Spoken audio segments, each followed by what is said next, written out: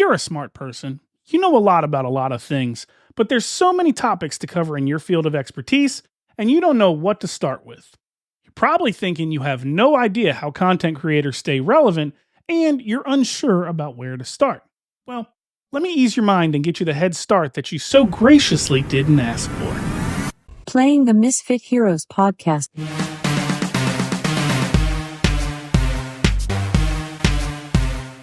Okay, so you want to do this thing, but you don't know where to start. Well, let me introduce you to the secret of how most content creators are making so much content with seemingly little to no effort at all. It's called batching, and I'm about to blow your Fascinating. mind. Batching is exactly what it sounds like. Rather than waiting episode to episode to make specific one-off pieces of content, it's way more time efficient to create all of these pieces of content at one time. This process is not only for content creation either. It works with any process with specific repeatable steps. Let's say you're a factory building 100 cars. You don't build one frame and then one door and then the tires and then the engine and then every single part piece by piece and then start the whole process over. That would be very costly and too time consuming. Instead, you would build as many pieces as you can at once and then assemble all the pieces together later for each car and progress smoothly across the whole build process. Well, the same idea can be used for content creation, and it'll easily turn you into a content factory, rapidly producing a massive internet presence. I did a video previously about how to repurpose your content, and I explained how podcasting lends super well to creating multiple types of content, from audio-only podcasts to YouTube videos, shorts content like TikTok and Reels, blog posts, live streams, even as a primer for in-person speaking engagements. I guess you could say that one podcast truly can change the world. That video's great and all, but it doesn't take into play how to actually do the thing. Now, before I get to the how-to, I'd like to propose a rule and a mindset that'll help you rise quickly and keep you motivated to keep creating. Before you plan on releasing content, wait. Build a backlog so you can brainstorm numerous ideas and individual strategies and have them ready and waiting in case you ever run into any snags or scheduling issues. This will keep you in a constant state of growth and focused on a plan versus trying to match some type of time commitment or consistency narrative. Don't get me wrong, those things are important, but when you're just getting started, make sure the focus is on getting people vested in you as a creator versus just putting out a bunch of episodes or content. Your focus should be on building a community of people that care about what you have to say, and never about the numbers or how many people listen to you. You want quality, not quantity. Long term, not short term. Everyone gets their 15 minutes of fame, but not everyone gets a long-term tenured career.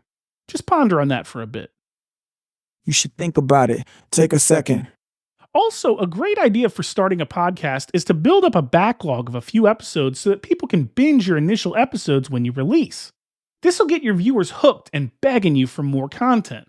Okay, as promised, here's the step-by-step for how I batch my content. I like to put my batches into groups of tasks. My process, which admittedly doesn't have to be exactly the same as yours, is like this. The first thing I would batch is brainstorming.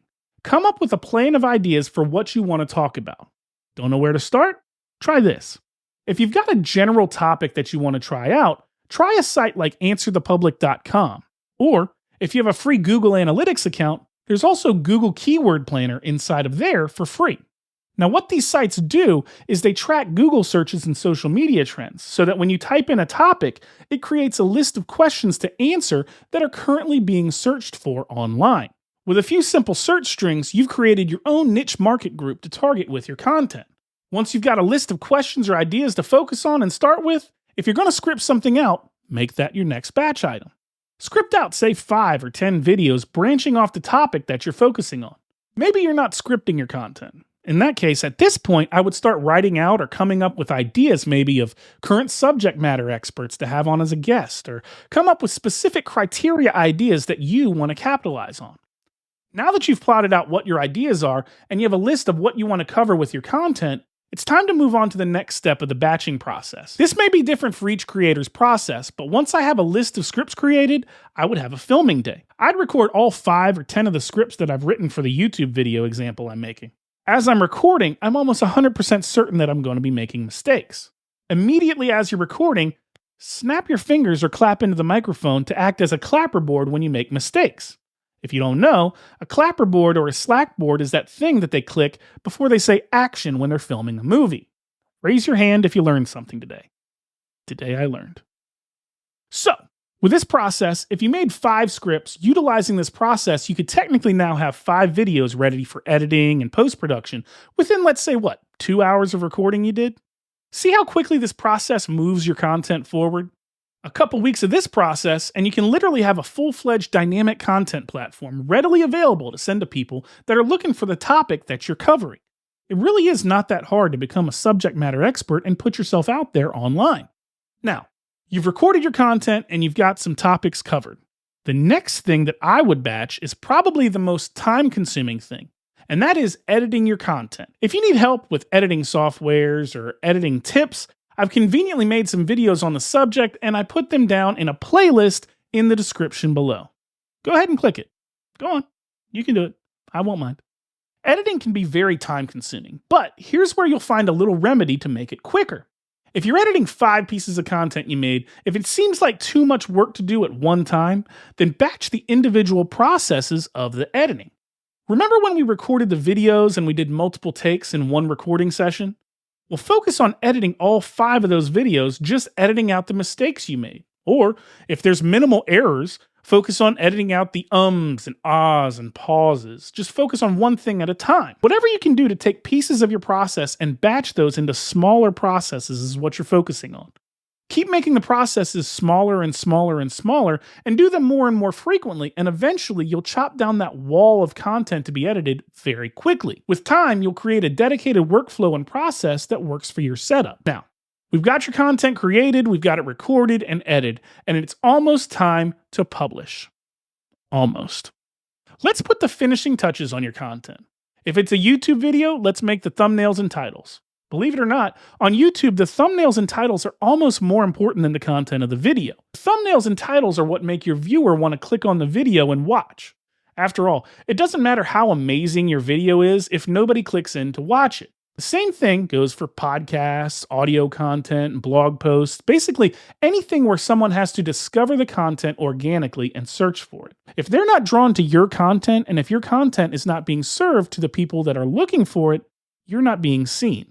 Here's a fun little exercise that I like to do when I batch thumbnail creation for YouTube. I like to start up recording a video with basic lighting, and I pose for different styles of thumbnail pictures. Sure, you look goofy, but it's only a problem if someone walks in on you. Here, come on downstairs. Don't you knock? Once you've got a bunch of different relevant poses to your idea on video, you can open the video you just recorded and screenshot the poses you like and use them as pieces of your thumbnail. A simple way to remove the background from your photos or screenshots and leave only yourself in the frame is a site like remove.bg. It's free to use, and you simply just upload your picture, and the AI automatically recognizes the focus of the photo and crops and cuts all the excess background out of the image. On some iPhones, you can also do this directly in the Photos app by opening the photo, holding your finger on the focus of your photo until it glows, and then selecting Save Photo. Once you've got all the little tiny details batched and it seems like everything's ready to be uploaded, did you know that you can also automate uploading your videos across social media platforms? 2 simple sites I like to use are Repurpose.io and the IFTTT app on my phone.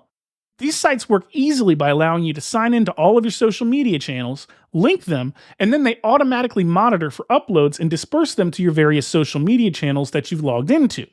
What a massive time saver. So that's the gist of the idea of batching. By taking a bunch of big ticket projects and turning them into much smaller, less time-consuming processes, you can put all of your focus into making your content bit by bit in advance, as opposed to constantly trying to meet some consistency deadline and being behind the curve. Remember, it's been scientifically proven that the idea of multitasking is flawed, and the human brain is actually incapable of multitasking. In reality, multitasking is really just task switching on a minute scale, which comes at a cost of energy.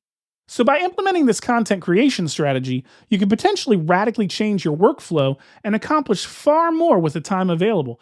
And as we know, more content means more opportunities to be seen, which means more opportunities for growth. I hope this video makes sense to you, and if you didn't get it, let me know down in the comments below what questions you had and where you think that I lost you. That's all I've got for you this time, Misfits. If your life was changed and your mind was blown, or if you just feel like being a nice person, be sure to physically eviscerate that like and subscribe button and share it with someone that you think this could help. Please be sure to leave a rating or review on the show on Apple Podcasts and Spotify. And as always, if you do nothing else in this crazy world today, do this. Be kind, love one another, and be a hero.